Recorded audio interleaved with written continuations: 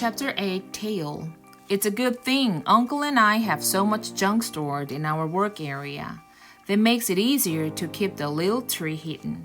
Uncle often brings home broken pieces of machinery, old tools, other odds and ends he finds at work. Uncle's business is a print shop. He does mainly advertisements, flyers, signs, things like that. Most of his customers are Japanese. He says that's because the Japanese control the banking system. Koreans can't get loans. When a Korean business fails, it has to be sold nearly almost to a Japanese buyer. Uncle is polite to almost everyone, but I can tell he wishes he had more Korean customers. Every day after school, I stop by Uncle's shop, hoping he'll need help. I tied up flyers with twine, make deliveries to customers, even just watch while he works. Used to be he wouldn't let me stay. He'd send me home to study, but on my bicycle, I get to his shop really fast. Lots faster than walking. I told him how much time the bike saves me and that I can spend the extra time in his shop. He laughed at me, but now he sometimes lets me stay a while. My favorite times are when he runs the press. I help with setting the type, inking, making sure the paper runs through like it's supposed to. I love the sound of the press when it's running, the steady rhythm. And seeing the printed pages come out at the end, the ink all wet and shiny. Even better is when the press breaks down. Not that I want Uncle to have trouble with it, but it's an old press and has a lot of problems. I like helping him work out what's wrong and then find a way to fix it. Dinner time, a month or so after the business with the rows of Sharon trees. Uncle is excited about something. I wonder if he'll talk about it after the meal. Millet again, but at least there are beans and hot sauce to go with it. Uncle does talk to 아버지 after the meal. I sit back and listen. I had a visitor at the shop today, Uncle says. Lim. We did some talking. I wonder who Lim is. 아버지 doesn't ask. He must know already. Lim thinks it would be a good idea for me to expand my business, Uncle continues, to encourage customers with deeper pockets. 아버지 says nothing, just raises his eyebrows a little. I think I'm going to take that advice, Uncle says. It's been slow lately, and certainly some customers can afford to pay well. He picks up his cup for one last gulp of tea and waits for 아버지 to say something. I think I know who Uncle's talking about, Japanese customers. At last, 아버지 leans forward, serious. Be careful, he says. Then he gets up from the table. Conversation over. I don't know why 아버지 said that to Uncle, but the way he said it worries me. After that, things are different at the shop.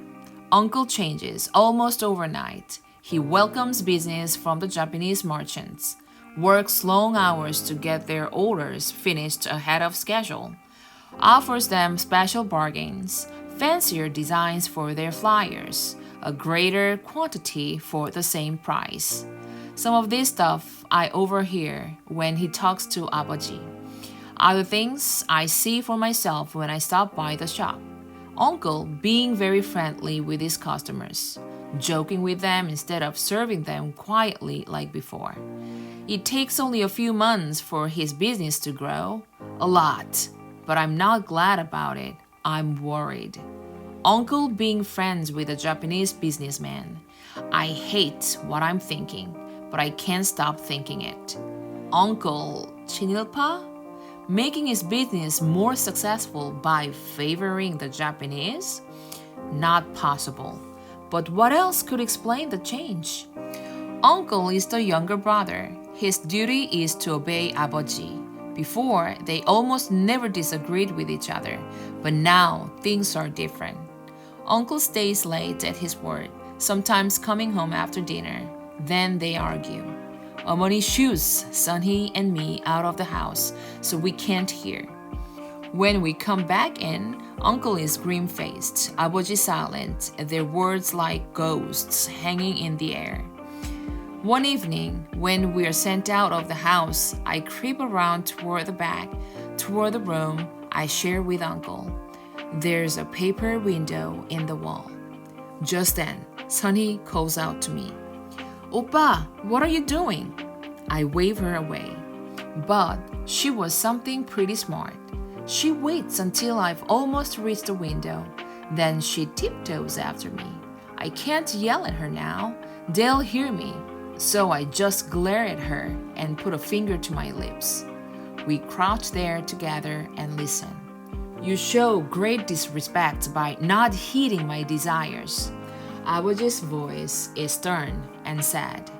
형님, please try to understand, Uncle says, pleading. You are the firstborn. Your duty is to the family. You cannot do as I know you would wish to do, were the circumstance different. I'm a second son. I have no wife, no children. It is men like me who must act on behalf of our people. How can showing love for our country be considered dishonorable? 아버지 again. A second son's duty is also to his family. What if something were to happen to me? Is it not a second son's responsibility to keep the good of his family always foremost in his thoughts and deeds? You put yourself in danger. That is a great disservice to the family. But is it not for the good of my family, for every family, for our entire nation, that I act as I do? 형님, I do not wish to anger you, but I tell you now, I will not stop what I'm doing. If it is your wish, I will leave the house so your orders will not be disobeyed in your sight. That is all I can offer. Silence. Sunny looks at me, her eyes wide, but at least she knows not to talk.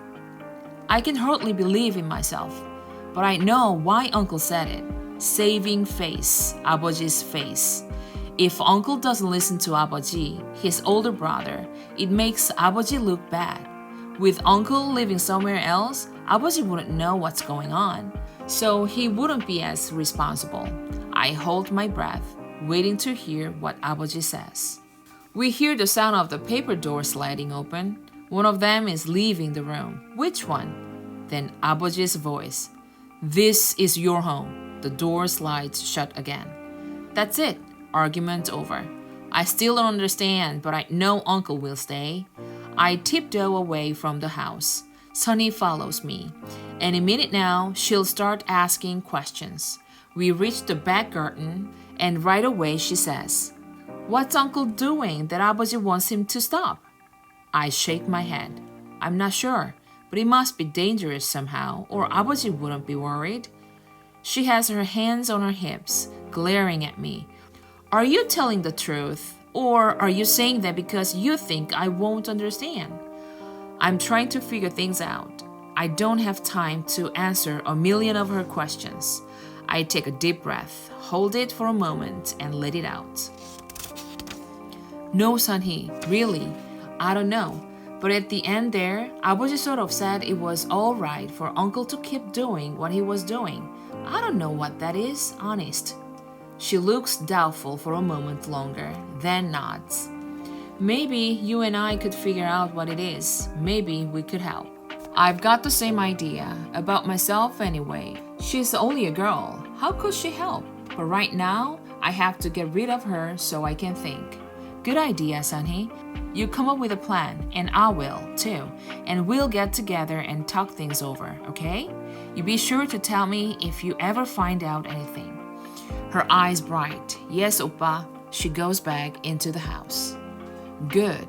Being nice to her worked. I go to the workshop area, pick up a rag, and begin polishing my bicycle.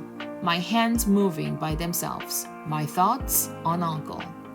Uncle becoming 친일파. Is this what worries 아버지? The 친일파 do everything they can to please the Japanese. Patriotic Koreans, those who work for independence from Japan, hate the 친일파. Sometimes the patriots wreck shops and homes. There are rumors that 친일파 get beaten, even killed. 아버지's face always goes dark when he hears those rumors. Koreans killing Koreans. He once said, "It's worse than anything the Japanese can do to us." Maybe that's why they argue. 아버지 is worried about uncle. That makes sense. But then I think about uncle telling us those old Korean stories and how he hates having to use a Japanese name, how he'd shown us the Korean flag, and what he'd said just now about our country. There's no way he could be 친일파. I'm almost certain about that. Almost.